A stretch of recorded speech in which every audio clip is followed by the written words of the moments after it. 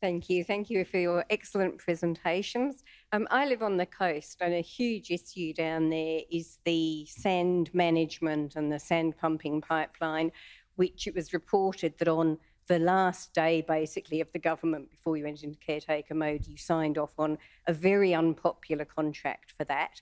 I'd like to ask you both if there's an opportunity with your government to review that, and Mr Malinauskas, what your government might do about sand management.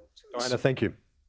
Well, look, it's a very important issue. We have got a northern drift along our beaches. We've consulted extensively with experts and we've come up with a plan. There was a change which went to the State Planning Commission only days before the election, which led to a variation in what was already our plan to pump sand from the north back to West Beach. We've been able to re-establish West Beach, but it's unsustainable just to be using trucks to do that continuously.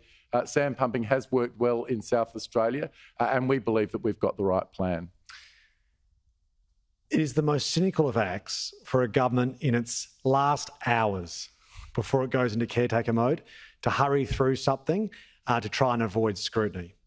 I genuinely believe that is poor form on behalf of the government. If they thought their plan was the right one, do you know what they would have done? They'd be taking to this election and say, here's our plan. We want you to back it in and we'll execute it in government. They didn't do that here. It was all under the radar. Now, our policy is that if we're elected, we will do a comprehensive scientific review. It will have publicly properly engaged this time, and that will inform our policy.